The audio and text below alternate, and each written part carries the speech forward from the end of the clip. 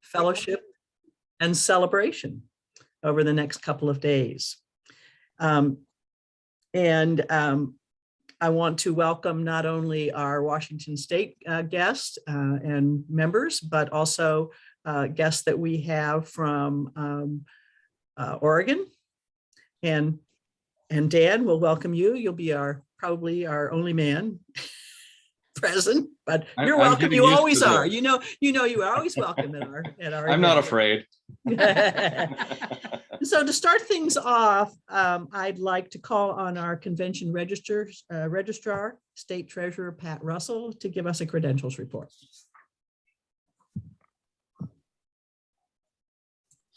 Did I get back on yet? Yeah, I'm here. I just was still muted.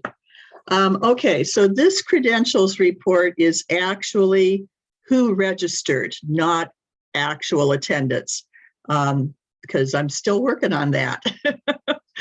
So total number registered was 107. We have 1 international representative who is here, 8 state officers, 9 past state presidents, 8 state committee chairs, 14 state committee members, 10 liaisons, 6 RRPSF people plus Dan. Chapter presidents are 29. Okay. Chapter officers are 16. Chapters represented, I came up with 28. Chapter members, 103. 2 guests who are not members of DKG. 3 out-of-state members. 5 first-time attendees and no collegiate members. And I will have an updated report on Sunday that will give us the actual attendance. Thank you, Pat. It's now my pleasure to introduce to you our international guest, Dr. Deborah Leblanc. Dr. Leblanc is currently Northeast Regional Representative or Regional Director for states from Illinois East and from Maine to Maryland, and for the Eastern Canadian provinces. I first met Debbie at the Leadership Management Seminar in 2012 in Austin, Texas. And there I learned that she is an extremely perceptive person, an excellent listener, and a leader who leads by example and quiet persuasion. So now I'm proud to announce that Dr. Deborah Leblanc has been nominated to be our next international president. We are so privileged to have her here with us in a variety of roles this weekend.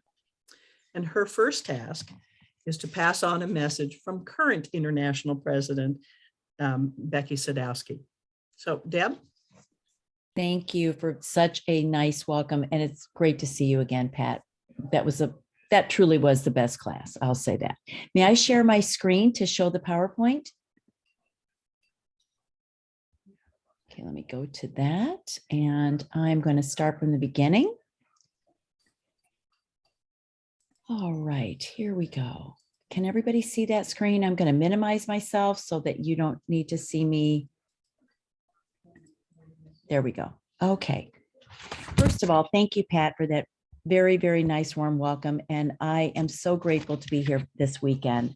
I will be the first to tell you I was so looking forward to coming to your state because I have never been there before, but I understand the need to go to Zoom. And this is just as nice meeting with all of you on screen. And I hope to see you in New Orleans. I appreciate your dedication to our society and all that we stand for. As Pat told you, I am a resident or was a resident of Illinois up until about last August when my husband and I decided to make a bold move to Baton Rouge. I am extremely devoted and dedicated to children with special needs, including their families and their teachers. And I have retired once in 2012. I will retire again this year in the hopes that I will be elected for the position of which I have been nominated. So I hope that you enjoy this PowerPoint, a message from Becky Sadowski, our international president. And obviously, if you have any questions, I am happy to answer anything. And I know that in our next session, we have a very nice Q&A. So I look forward to that as well. Make sure I can turn that. Okay, here we go. I see. There we go. This is your administrative board. And this administrative board is a fiduciary board, which means that we act in the interest of all members. We carry out the plans and policies adopted by the members attending the International Convention. The board actions and their contexts are posted on the DKG website in the About Us section under Administrative Board. A summary here is that the last 2 years have taught us the importance of being flexible, nimble, and forward-thinking, just like all of you, as I heard earlier in your executive board meeting. We offer our members many different opportunities for service, including our organization, our schools, our communities, and obviously across the globe. It is our responsibility to explore these possibilities and decide how we want to participate and contribute in the life of DKG. Where do your dues go, and why does it matter? Together we are stronger, and as a group, we support other women. As a group, each of you, through your dues, also has the opportunity for professional and personal growth. Perhaps you have applied for a DKG scholarship or will encourage a chapter member to do so. Maybe you have benefited from leadership training at the chapter, state, and international level. Maybe you have received an emergency fund check following a natural disaster that damaged your home. If you have, I hope that beyond the financial support, knowing there were caring women supporting you also lifted you up. DKG's mission says two things: excellence in education and personal and professional growth of women educators. You are one of those educators, and together we strive for excellence. The work of the DKG IEF supports educational projects as well as society initiatives. This work is made entirely possible by donations. The support from members and non-members moves our work forward. Donations can be directed based on the interest of the donor. So if you have a preferred area of our society's work, perhaps World Fellowships, perhaps you have received a donation of a scholarship in the past, and now is your time to donate. You decide where you want to direct your donation. And don't worry, if you aren't sure, donate to the area of greatest need. And the directors of the foundation will put your donation to work where it is most needed. I thought the members of Washington State might be interested from the statistics from your state to see where your dollars have gone, and perhaps where some of you have received these awards. Lucille Cornetet Award, Individual Professional Development Awards, 24 recipients in Washington State have received a total of $29,758 for this award. The Seminar Professional Development Award, 3 recipients have earned an award for a total of $3,780. Golden Gift recipients, I have taken the liberty of listing the women who have received this wonderful, wonderful gift. And now you may remember it is called DKG Ignite, and they will be meeting in person this summer to attend this wonderful seminar at University of Texas in Austin. Here are your scholarship award winners. And I know that you recognize many of the women on this screen. These women have earned these prestigious scholarships for a grand total of $24,600. I think it's quite impressive what the members of Washington State have earned and applied for to further and promote their professional and personal growth. World Fellowship, 12 recipients from your state have received a total of $45,800. Topics include, and you can read those: electrical engineering, teaching of English, education, curriculum and instruction, international affairs, anthropology. Quite an impressive list of topics that these women are studying. Overall, throughout our entire organization, there have been 1,024 total World Fellowship recipients for a grand total of $3,856,850 in awards. Incredibly impressive for DKG. So let's move forward and talk about our DKG history living on in the Annie B. To the right is our former headquarters.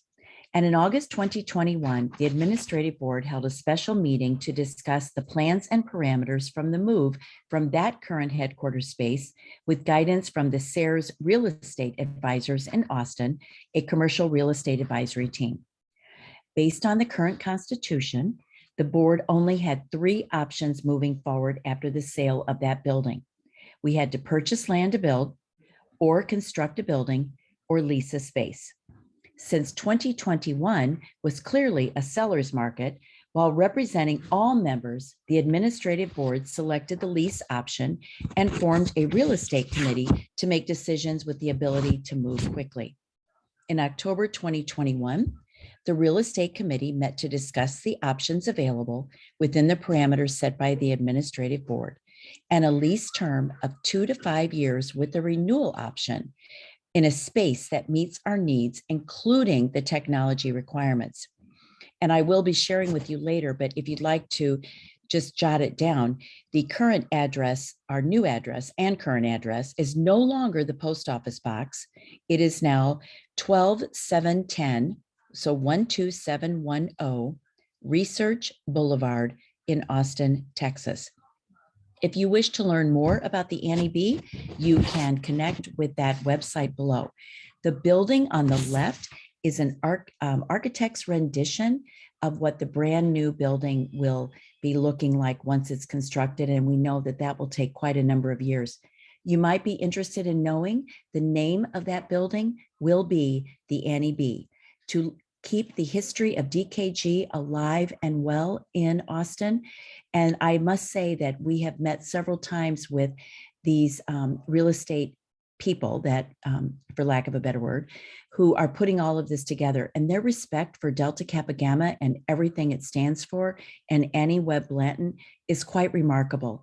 And in fact, I understand that there will be a special area of this building completely devoted to Annie B.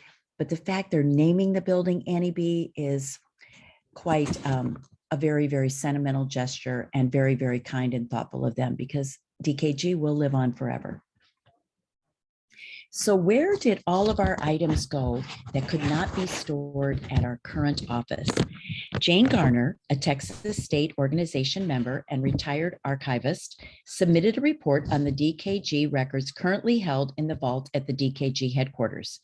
Materials of historical value not needed for day-to-day operations at headquarters will now be relocated at the Briscoe Center for American History at the University of Texas in Austin, which has among its holdings the official archives of the university going back to the 19th century.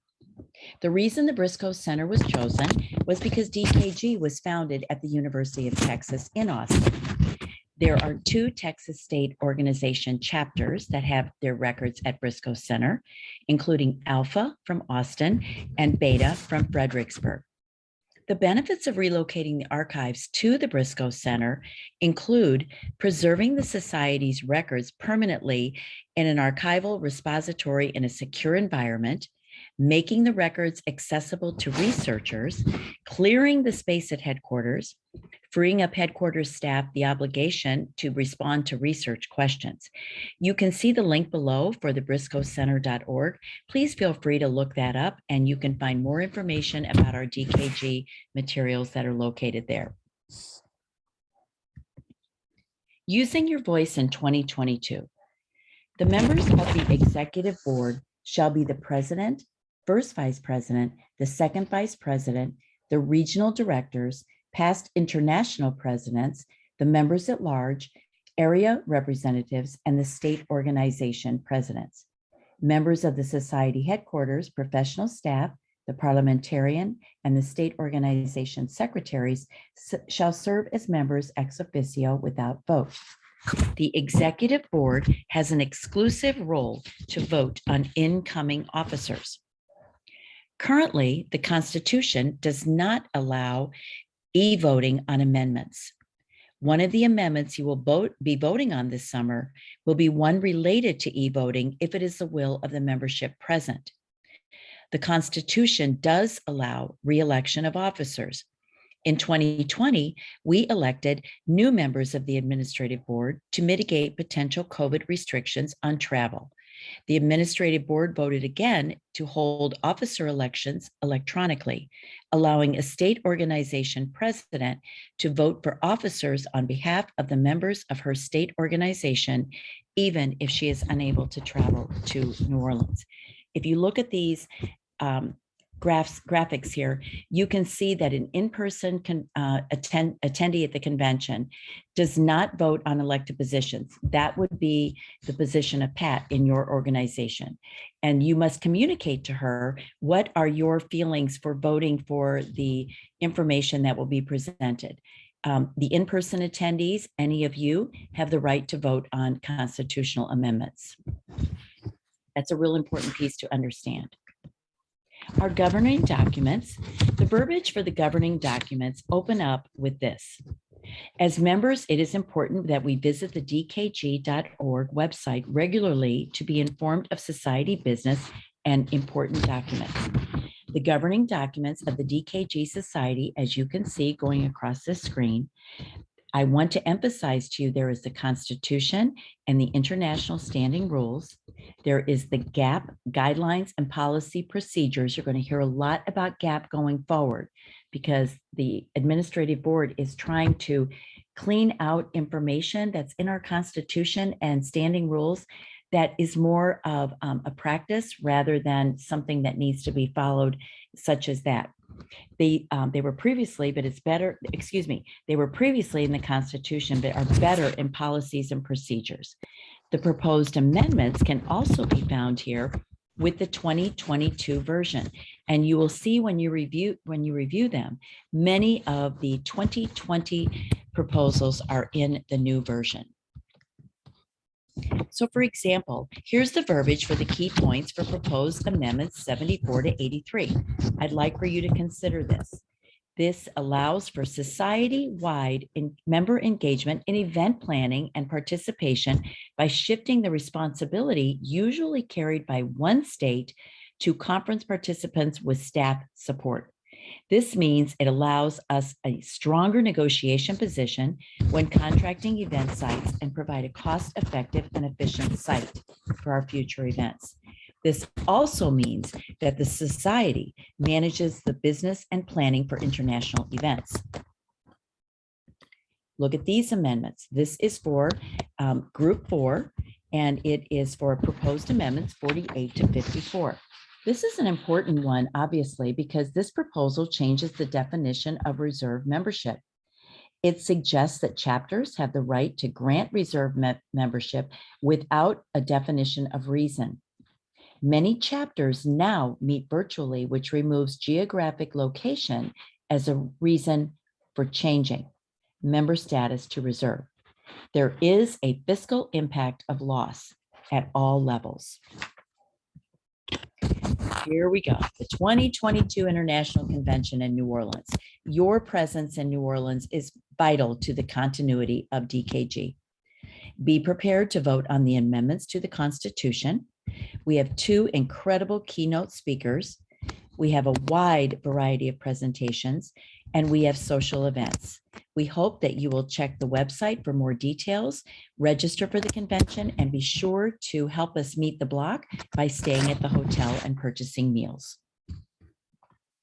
Forward moving ever. No matter how you say it, DKG is on the move, and we hope you will be part of the journey. Members matter, and you matter. This means looking closely what we care about to re-examine our values, our priorities, and non-negotiables for all members. We are committed to providing opportunities to work with others to move our organization forward so that we grow, thrive, and sustain our society. All of us want to see DKG celebrate her 100th birthday in 2029 with increased vitality, relevance, and value. And finally, you can see on this slide, this address was our mailing address. But if I may remind you, I told you our address before, and that is, gosh, I thought I had it right here. I'm so sorry for being a little bit late with this. Our new address is 12710 Research Boulevard in Austin, Texas. Our phone number remains the same, 512-478-5748. And you may notice that the office hours are 7:30 a.m. to 6:30 p.m. Central Time, and they are staggered so that they can meet the needs of all members at, very nice time frame throughout the day. So I am thankful that you allowed me to make this message on behalf of Becky Sadowski and the Administrative Board. And I look forward to speaking with you in just a little while about DKG going forward. Thank you.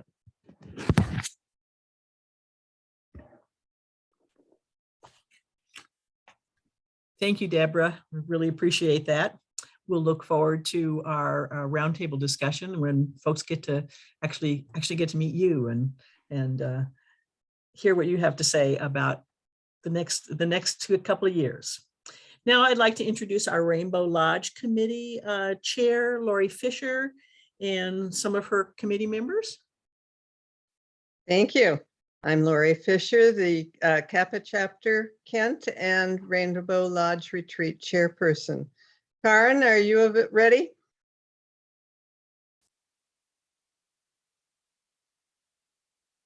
Karen Mears?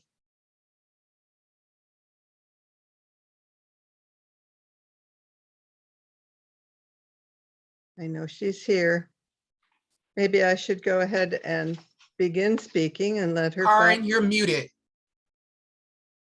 Okay. She was singing too. Oh, come on, Karen, get unmuted. Okay, there we go.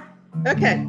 When I was a little bitty girl, just up off the floor, we used to go down to Rainbow Lodge where everybody's been before. We'll have painting class, vases too, and walks into the woods. But the best thing about Rainbow Lodge is our Delta Kappa Gamma friends. They're educated teachers with purposes, my friend. They're mindful leaders with some skills that truly have no end. They'll bring their harmonies in tune as they sing around the fire. But the best thing about Rainbow Lodge is my Delta Kappa Gamma friends. Please join us from near and far. Look out, you'll have some fun. We'll have a bunch of lectures there for you creative juices to run. So go get busy and register. I highly recommend.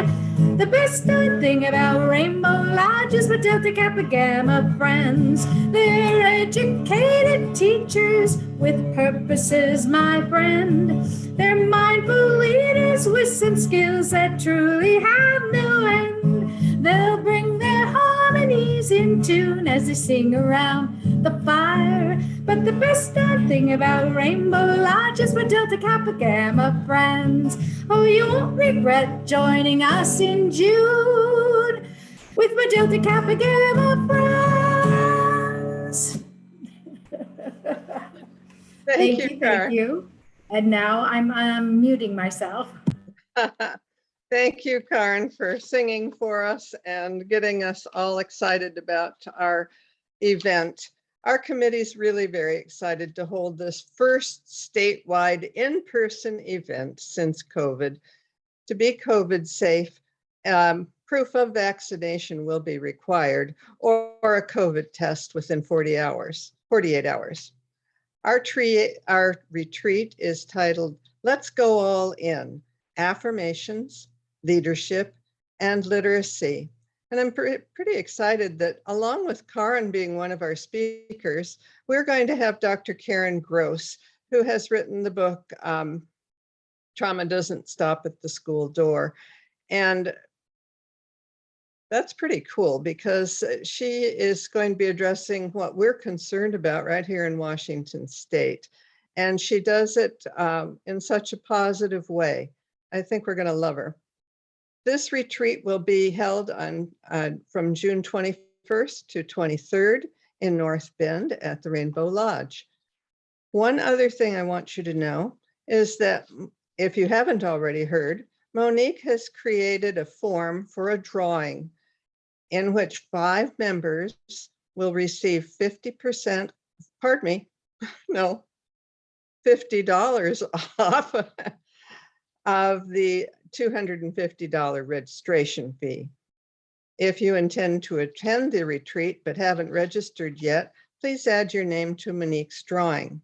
If you've already registered, your name's in the drawing and you'll receive a $50 refund if your name is drawn. So we're really looking forward to seeing you. The best darn thing about Rainbow Lodge is my Delta Kappa Gamma friends. Thank you, Karen. Thank you, my team, and we look forward to seeing people.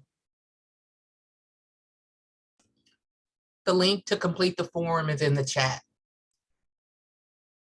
Thank you, Monique. There's also, this is Karen. There's also a question about what does fully vaccinated mean? Does that require a booster shot or two? That's a good question, and I don't think it requires boosters. I think that it requires, Monique's not answering that question. I have just been advised that we need to have proof of vaccination. I have not been advised as to whether it was with boosters. How many? I'll find out. Well, yes, we will find that out. Thank you. So at this time, we are temporarily adjourning the general session in order for the Rachel Royston Board to hold its annual meeting with us. So there's no break. We're just going to turn this meeting over to Sharon White, who is the current chairman of the Rachel Royston Foundation. Oh, you're muted, Sharon.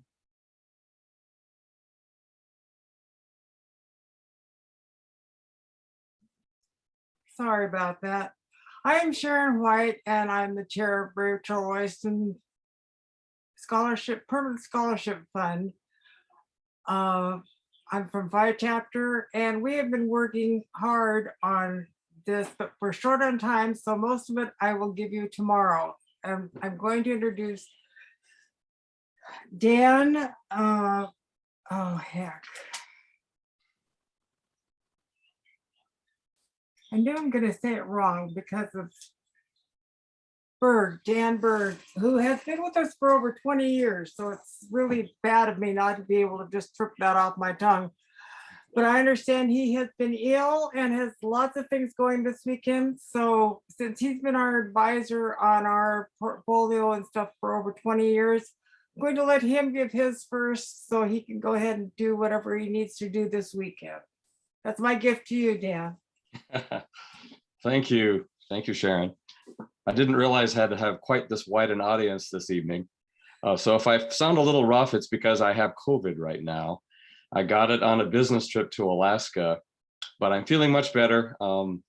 There's a drug out there called Paxlovid, which helps a great deal. So if you're unfortunate enough to get it, be sure to ask your physician for Paxlovid. That shortens the whole thing quite a bit. So thinking about Royston Foundation and the role it's played, it's been a special endowment for scholarships for teachers in Washington State since 1967.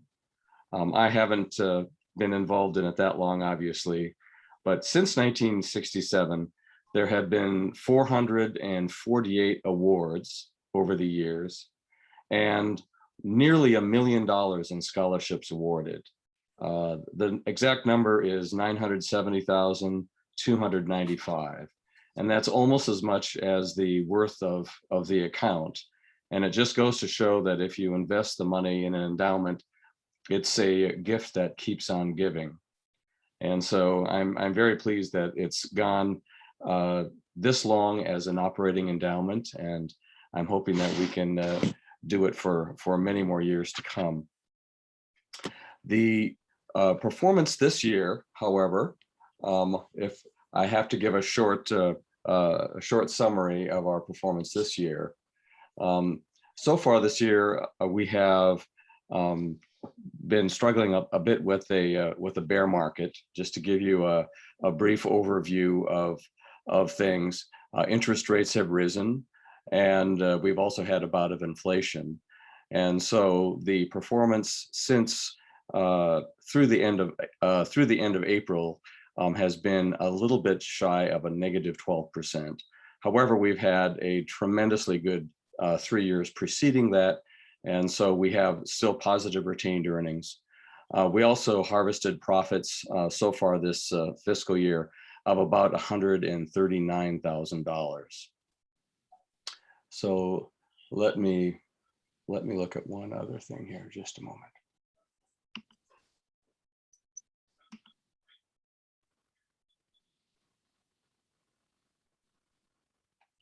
So to put the Royston performance so far in context, so far this year, the S&P, this is through yesterday, which was the low for the year, the S&P is down just shy of 18, and the NASDAQ is down just shy of 28%.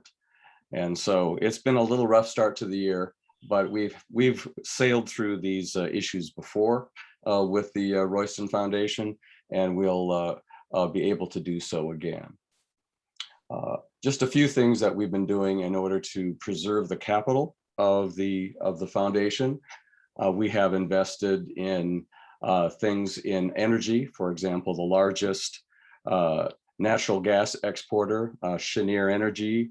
They're the largest exporter in the United States of liquefied natural gas. We also have the largest US producer of lithium, which goes into electric cars, a company named Albemarle. And we've also invested in Shell, the oil company out of Britain, which is a large producer of natural gas.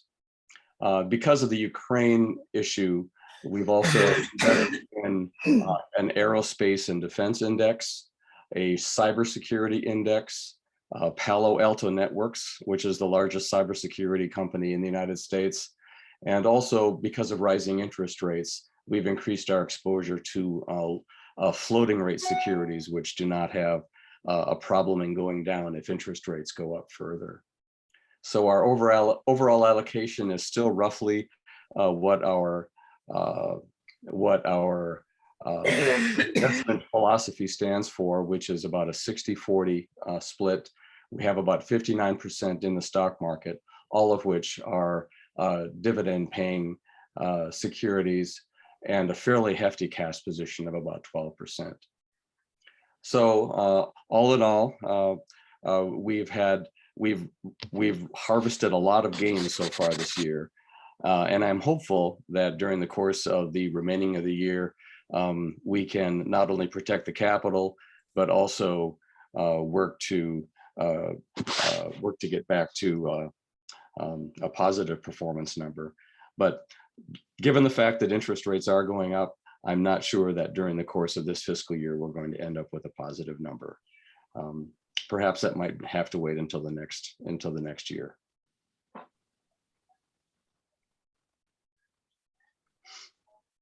Is that it?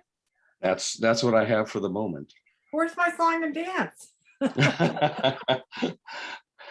After that very upbeat and professional presentation from your from your international director-elect, I'm hoping that I wish I could say something very positive, but I'm paid to be realistic and practical with the Royston Foundation's money.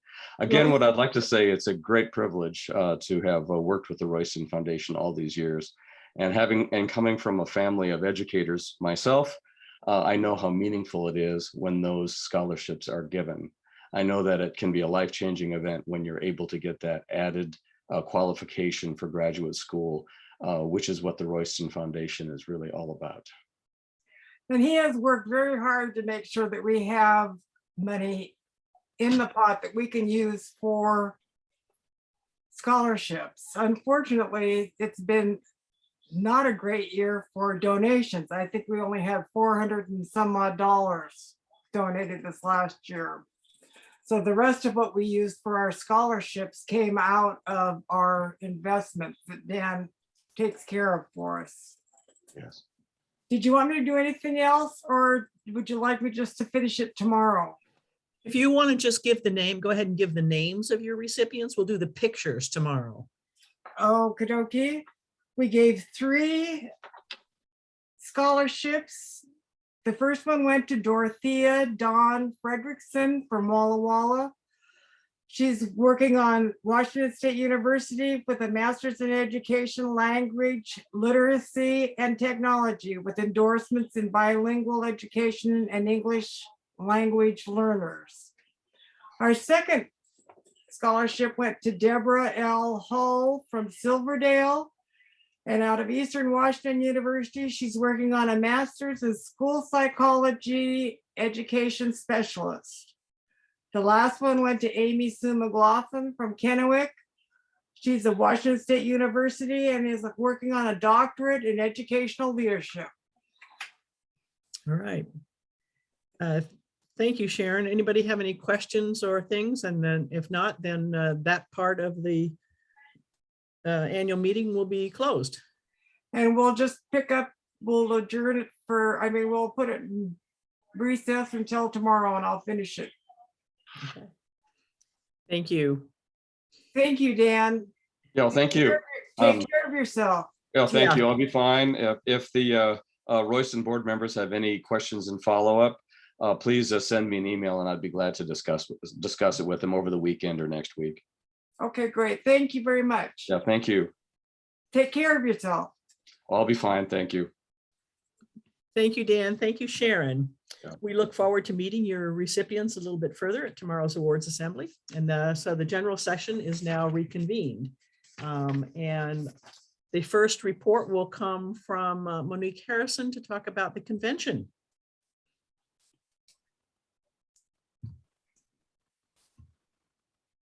I'm here. Monique Harrison, first Vice President, EEC Chair, Beta Sigma, Seattle. And I'm going to talk real quick about the workshops that we have tomorrow and Sunday. And so tomorrow our workshops will begin at 8:30 in the morning. I'm getting ready to send out the email with all the descriptions. There will be 3 workshops offered at 3 different times. So session 1 is from 8:30 to 10. We have 3 workshops going. One is a STEM workshop, which is for clock hours. And then our international guest, Dr. Leblanc, will be presenting, and then Linda Johnson with the scholarship. Yeah, with the scholarship committee. And then session 2 goes from 10:30 to noon. We will have another STEM workshop for clock hours. We will have Ellen Campbell doing Arts and You, and then we will have Annette Rimbaud, which is who is an educator that is going to talk about German education and global education. And then you have lunch, and then session 3 is from 1 to 2:30. There's going to be a clock hour workshop called Equity Focus, Improving Opportunities and Outcomes, presented by me. And then we will have our World Fellowship recipient, Jarnell Robinson. She will be presenting Women, Children, Family Education, African Perspective in America. And then we will have Kathy Johnson, for all you people who are ready to relax by then, doing some yoga. Alrighty, so that's what our workshops look like for tomorrow. And then on Sunday, we have our EEC workshop, our membership workshop, our returning treasurers workshop, and our communications workshops from 1 to 2:30. If you need any information, we will be using the same link. Don't worry about the links, and I'll be putting you into breakout rooms. So just use the same link you have tonight. And again, I will be sending out the invite with all of the information about the workshops in about an hour. Thank you, Monique, and thank you for all your hard work on the workshops and on making this thing work. You know, all of it. It's terrific. Terry King, Vice President for Membership. Yes, Terry King as Vice President for Membership, or Second Vice President. Wanted to remind everybody that we do have a session on Sunday for the Membership Committee. Susan Fritz, myself, and Sarah McKeever will be together talking about, the places you will go with membership. So looking at membership and the things that we can do as members of DKG, and also using those as tools for retention of members as well as recruitment. And last but not least, we also are going to be setting up some meet and greets in different areas. And I'm going to put my email in the chat. And if you, as a chapter president or a chapter, are interested in having Susan, Sarah, and I come and do some meet and greets. We would love to entertain you this summer, and we'll be making a schedule and doing some rounds. So it's not only for recruitment, but also for retention. So please check the chat, and I'll pop it in. Thank you. Thank you. Pia Longinetti with the report on the elections. Is Pia here?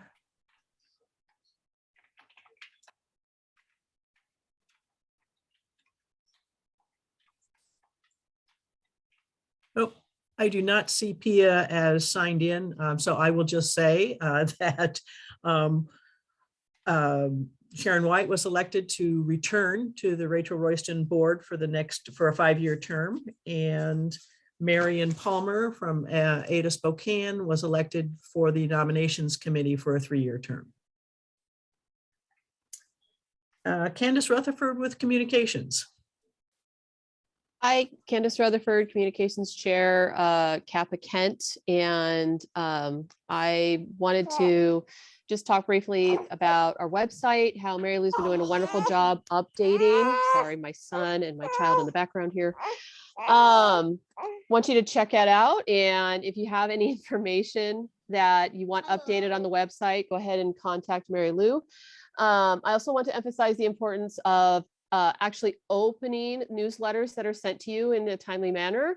They are sent out for information for you, and the open rate is actually quite low. We can actually track how many people have been opening our newsletter from the state. And lastly, on Sunday, we are collaborating and gaining knowledge about resources to support communication in and outside of your chapter on the Sunday's communication session at 1 o'clock. So with that mess aside, on to the next person. Thank you. Thank you, Candace. And we'll look forward to Sundays. Janice Moen on the Holden Fund. Oh, yes, here I am. Janice Moen, Kappa Chapter, Kent, Washington. When we finish our convention in New Orleans, I will be finishing my time as chair of the Holden Fund Committee. Boy, it's been a wonderful 6 years, and I have just worked with some amazing women. You probably know that the committee funds speakers at conferences and conventions, as well as funding training for international officers, parliamentary procedure training, and orientation for the incoming international presidents. As far as the convention in New Orleans goes, I have 2 tasks. The first is to introduce our keynote speaker, Courtney Clark. She's very interesting. She had many struggles as a young person and in her 20s, but she built 2 successful businesses. She's authored 2 books. She works with people who want to adapt faster and achieve more. And so she's worked with several large companies, and her work has been called Practical, Powerful, and Empowering. So I think you can look forward to hearing her speak. And my second task is really exciting for Washington State. I get to make a motion to the executive board, and I'm just going to read you that motion. I move that Janet LeBeau be approved to serve on the Holden Fund Committee for the term 2022-2028. I'm so excited that we have another Washingtonian on the board, on the committee. Thank you, and that is exciting news. Congratulations to our next speaker was to be Barb Clausen, but she had a conflict, and so I am going to read her report to you. And Barb is our Northwest Regional Director, so she and Deborah Leblanc do the same job, just in different regions of the country. As Regional Director, Barb says, I have attended 5 state organization conventions and meetings, have attended all of the administrative board meetings, and led monthly meetings on Zoom with the 16 state organization leaders, with chapter members working. Welcome. She has worked at the international level, and she said, excuse me, work at the international level has provided many opportunities for growth and a chance to give back. I appreciate the Washington support and will be with all my dear Washington friends tomorrow. Hope also to see you in New Orleans for a fabulous time to move DKG forward. If you have any questions or need any support for your chapter, I'm here to serve you. Thank you.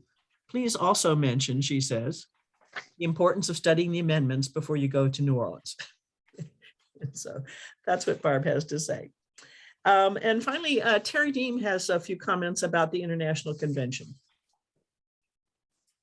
Okay, so first of all, if you haven't signed up yet, there's still time, July 12th through the 16th this summer. One of the big things to keep in mind is we kind of know this from having our own international convention in 2010.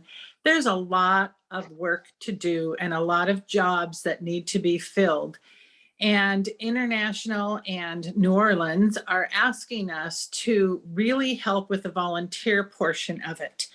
It's really easy to do. If you're signing up to go down, it would be great if you could at least sign up for one. I should have put my video on, shouldn't I? I'm sorry. Okay.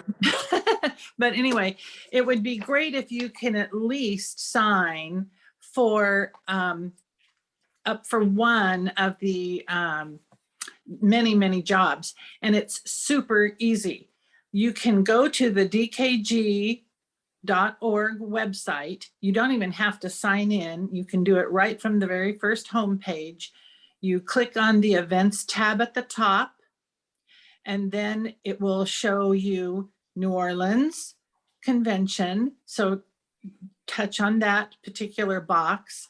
And then if you scroll down just a little bit, you're going to find a little orange box to the left that says Sign Up Genius.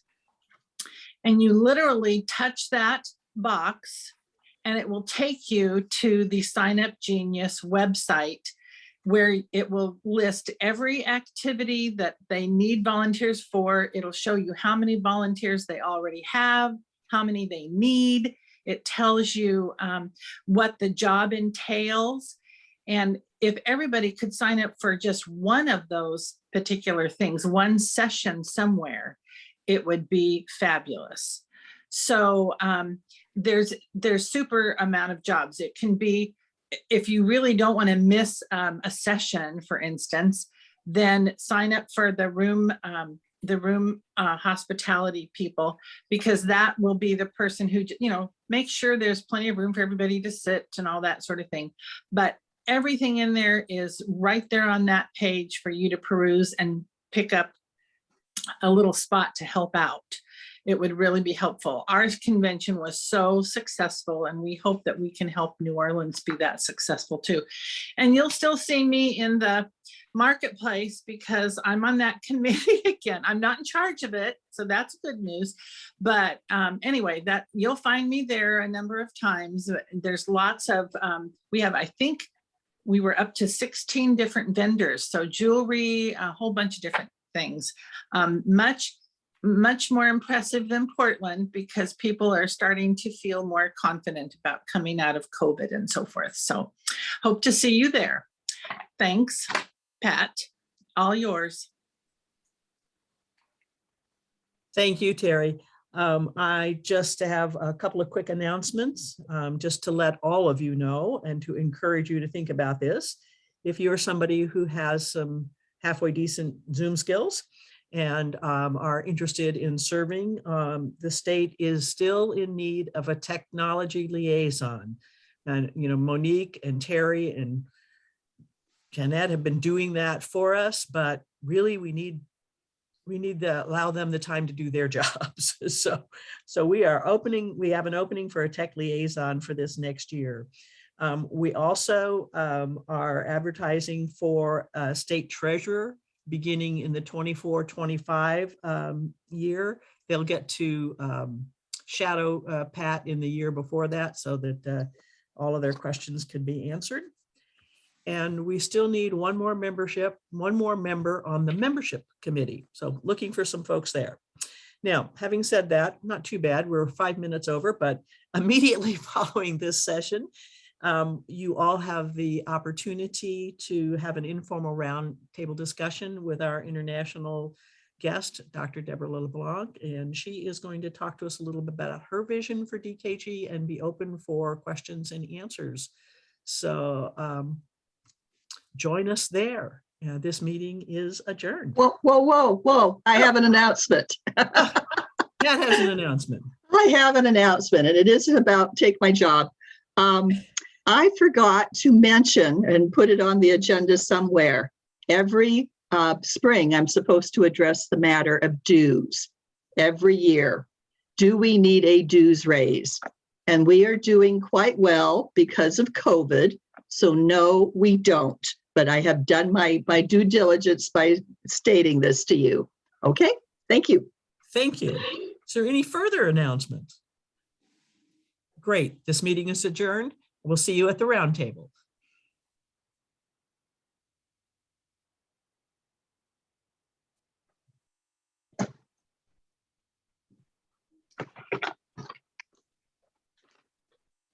Thanks, ladies.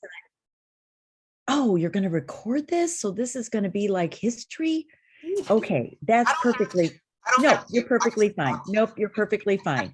Because other than my husband and the nominations committee, I can truthfully say that you are probably the first people who will hear what I hope to talk about and what I hope our organization will accomplish in the next 2 years. I'm just going to start off with just a couple of phrases of, and these are just some ideas that I have been bouncing around in my head for quite a while. And then I really would like to hear your ideas, your thoughts, your questions. So I'm going to begin with first. And I said this a little bit earlier. Ladies, we have to grow our society. And I don't necessarily mean that we need to go out and recruit a whole bunch of members, because we know that we're good at that. And then they join and they're here for a year or two, and then sometimes they drop off. What I'm meaning is growing and thrive and sustaining our society. So in other words, what are we doing to keep the current members that we have and to keep them invigorated and interested in our organization? I heard the woman speak tonight from Alpha Nu. I heard the pain in her voice when she talked about the dissolution of her chapter, but I also heard a lot of valuable history. And I also heard that members are joining other chapters. And so that's a key point. We have a 100th birthday party coming in 2029. Now, we all know time flies. Well, you know, in 7 years, we're going to be sitting there, right? And we're going to be celebrating 100 years. I guess my question is, what will be our legacy that we want to share with women educators? I have maintained for a very long time, I talk with people and I tell them I'm a member of DKG. We are women educators impacting education worldwide. And you know what I hear? What is that? Well, what is that? Why? We were a secret society back in 1929 because we had to be, with Annie Webb Blanton and the other founders, because men would not allow our group to meet, which is why they made it a society, which is why they did what they did.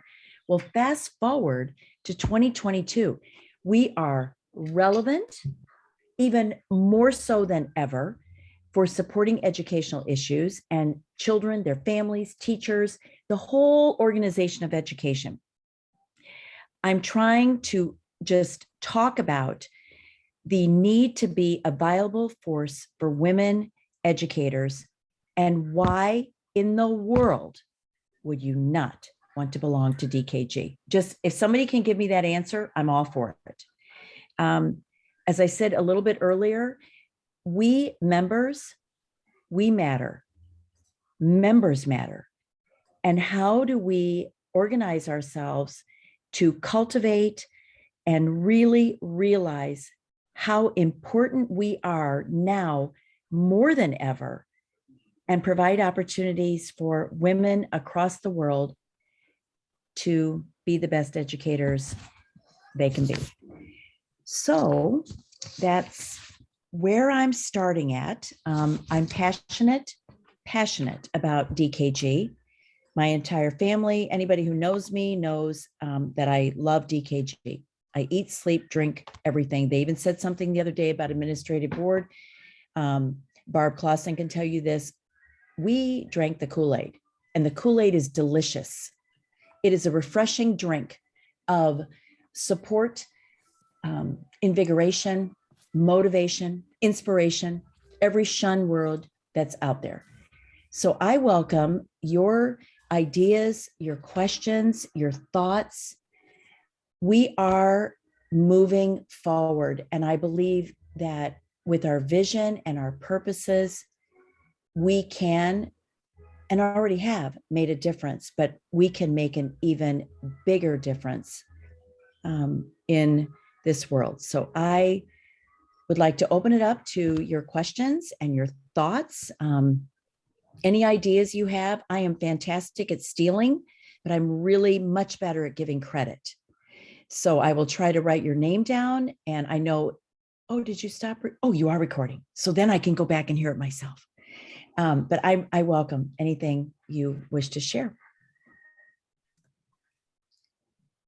Okay, it got quiet. Okay, folks, we're going to open it up now. If you have ideas or questions, just raise your hand and we'll try and call on you. The raise the hand is helpful because it moves you to the top of the screen. So. Yeah.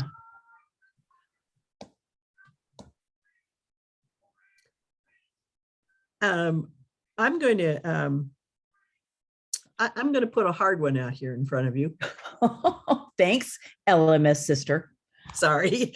That's okay. This has come up recently as we have been looking at this mental health concern for teachers and the discussions that we've had around what is the role of DKG and DKG as an organization versus DKG members as advocates. And I have felt, and a number of our members around the state have felt, that if we are going to appeal to younger members, we have to be able to show them some value. Here's what we do for you. And this mental health issue is an example of something that we could do for them. But there's some tension there. So I just want to throw that out there and see what your thoughts are about that tension. Yes. I think it's a much bigger picture, much bigger situation than probably John Q. Public realizes. I think we as teachers realize the impact of COVID, and I'm being specific to COVID and how it's impacted the mental health of children and their families, and goodness knows teachers. I know that we are not able to take a political stand. I know that, and I understand that. But I believe if we are putting our voice out there in terms of articles in the journal, the research journal, the Collegial Exchange, I also believe if we are able to secure speakers, workshops, Zoom meetings and we've done a decent amount of that in the state of Illinois, but having experts talk about, okay, this is what it looks like. And it looks like mental health concerns and issues in a gazillion different ways. But how do I, as a teacher, first of all, preserve my mental health, improve my mental health? What can I do to preserve and improve? And then going forward, how can I help the students in my classroom do the same thing? How can I help my administrators recognize that? I think knowledge is powerful and key. And I know your state especially has done a lot, and especially bringing this resolution in front of the US Forum. It's not just enough to say that our kids, our teachers, our families, they've really suffered. We've had an academic lag. Everybody is, it's taken a toll on our social awareness, on interactions. I think we need to have solutions. And if that can be our voice, because we've been through it, we've experienced it, we have people in our families, including ourselves. I think we need to speak from first person and attack it that way. Thanks. Somebody else?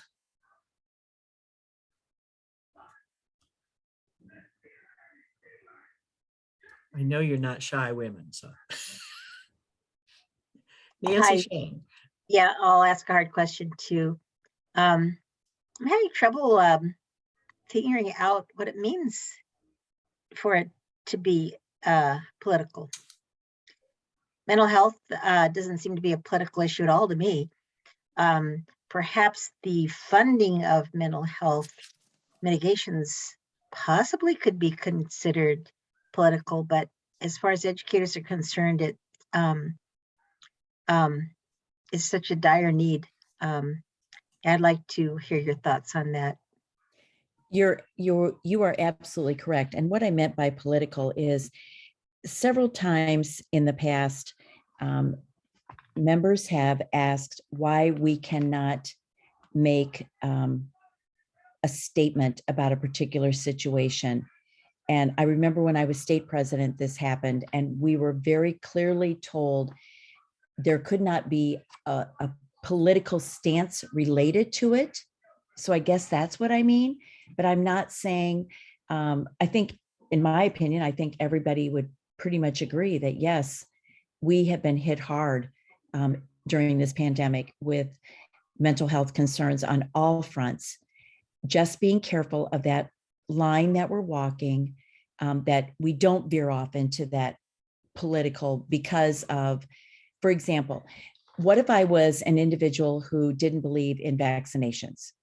And I kind of put that out in there with mental health and COVID and things like that. And maybe if we hadn't done that, or maybe if we had done that, I'm kind of just going around just possible political things.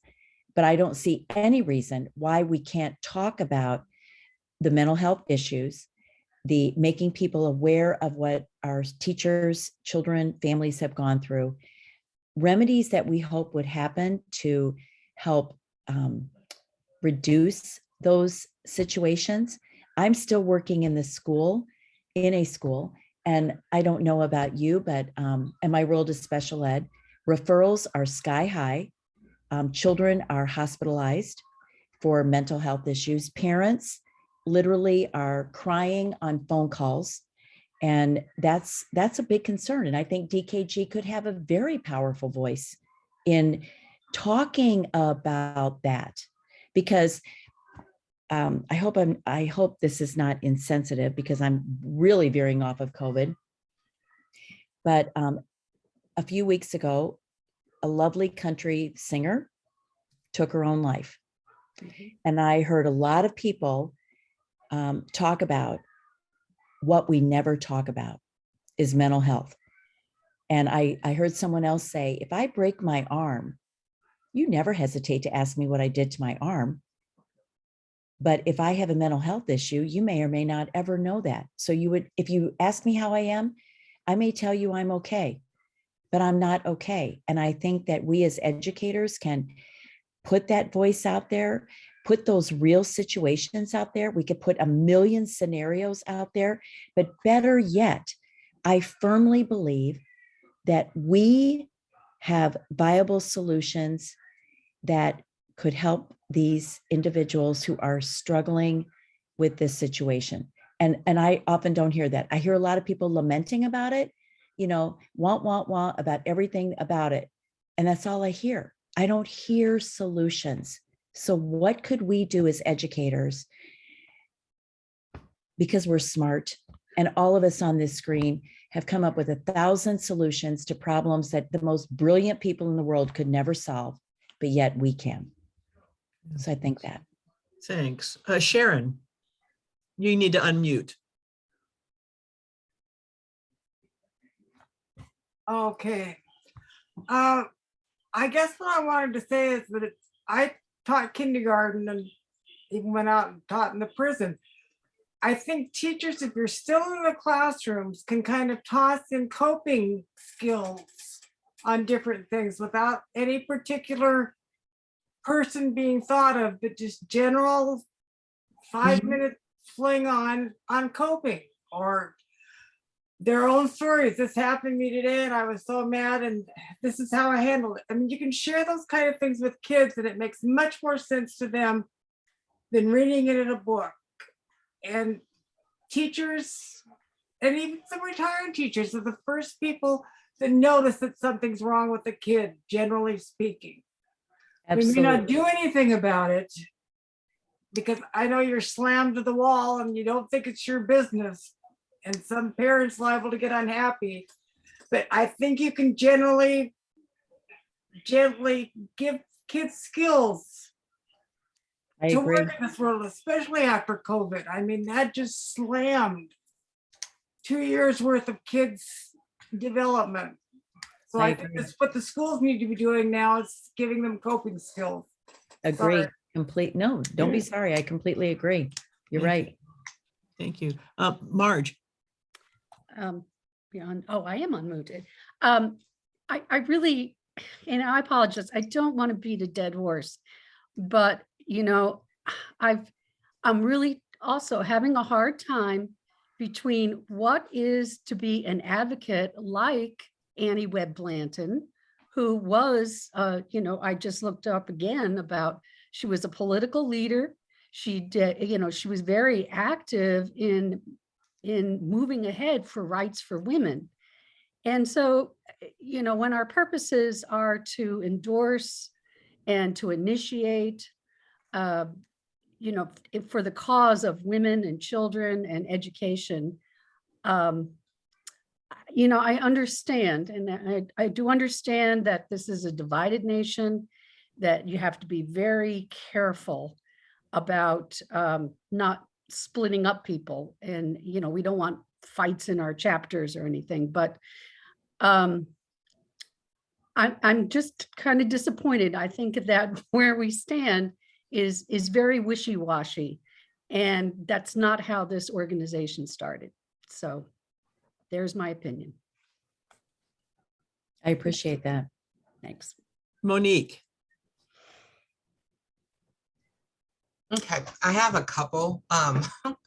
The first one, and just listening to something, so there are things out there for students. Legislation is being passed for students when it comes to social, emotional, and all of that. We have the curriculums across the board that teachers are teaching for social, emotional learning. What's not happening is our teachers learning social, emotional things. They're not being able to take care of themselves because they are taking care of all the students that they work with.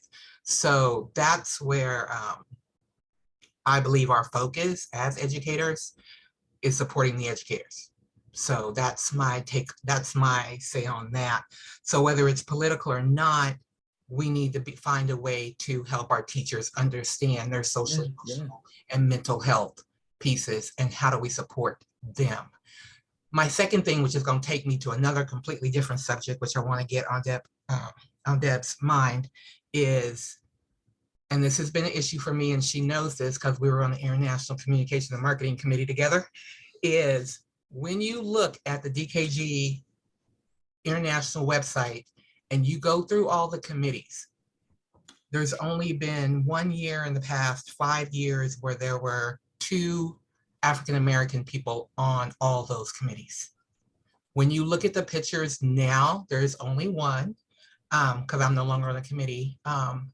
And so how do you have a plan to add, I see a couple of Hispanic women, but how do you plan to expand or add more, and I'm just going to say people of color across the board that aren't necessarily from different countries, but when they're representing really in the United States, how do we get more people of color?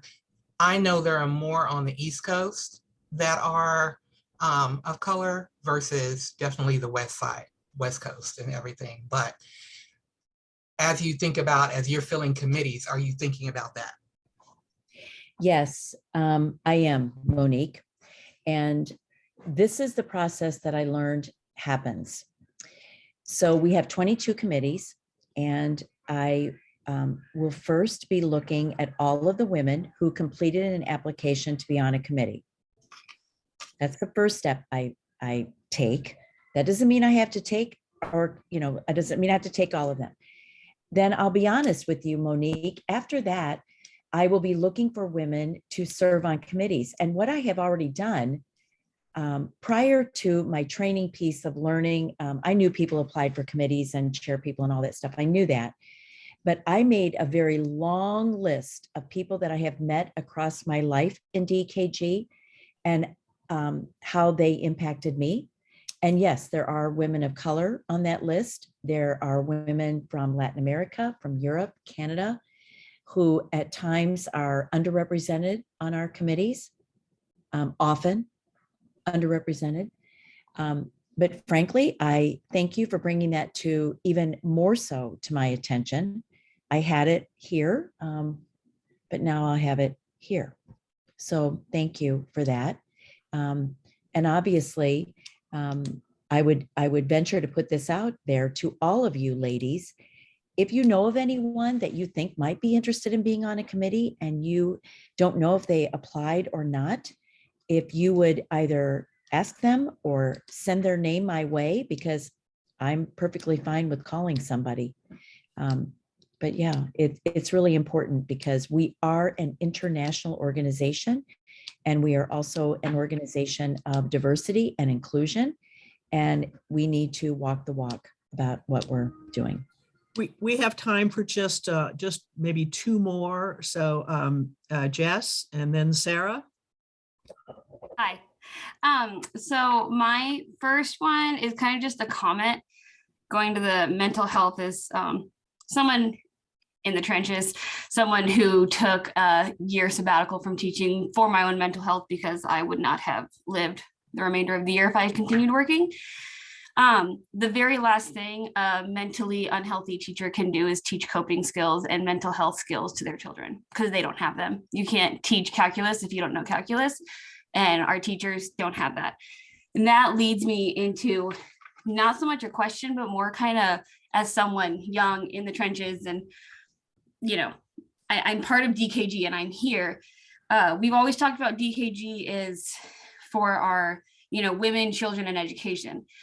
I've been a member for 8 years now, and it's always been education and children.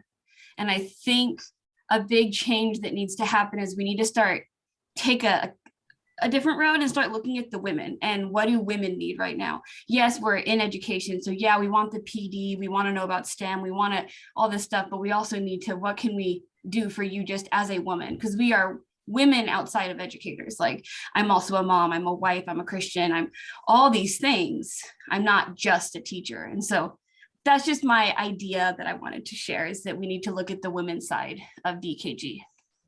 Great. Thank you. I guess my biggest question is on, I've only been able to come to state conventions and things like that because international convention is so out there as far as financial and family obligations. So how are we moving forward going to be able to make the international or national experience more accessible to those of us who are not able to travel? That's a great question. And on the slides earlier there, I shared that there will be an opportunity for any DKG member to engage in the virtual experience with the keynote speakers and other aspects of the New Orleans Convention that would be available afterwards. It's probably about 2 weeks after, but that's a really great question because we've talked so much about how expensive it is to attend a convention. And then if you are a working educator who might already be in school, if you're a family member, you know, that your budget will take a hit attending the convention. And we have talked long and hard about how can we make that more accessible, but that was our hope, that we could offer components of it virtually for you. And then you can participate and see things. Workshops will be recorded that you can use then throughout the entire year. But that was our first thought. And if anyone has any other ideas of some different ways we can think outside the box, that would be deeply welcomed. I know that there have been some seminars and workshops provided I can't think of your Illinois president who. Oh, not Bev president. Johns. Yeah, Bev Bev Johns, Carol Lynn Scott, and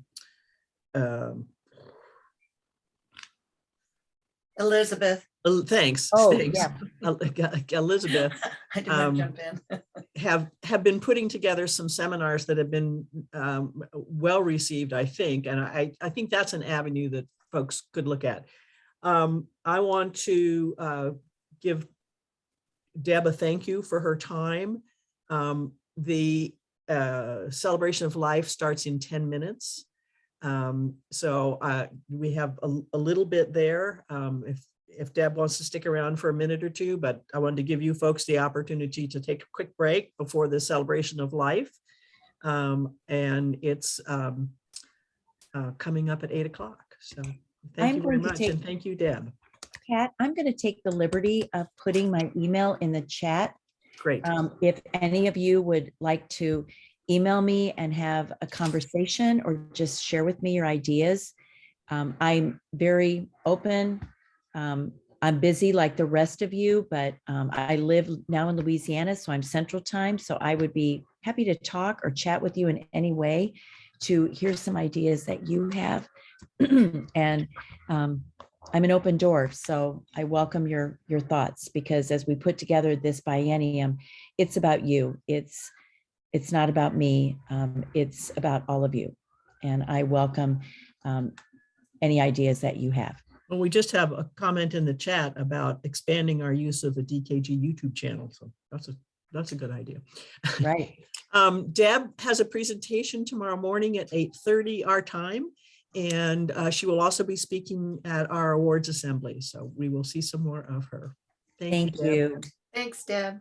Thank you.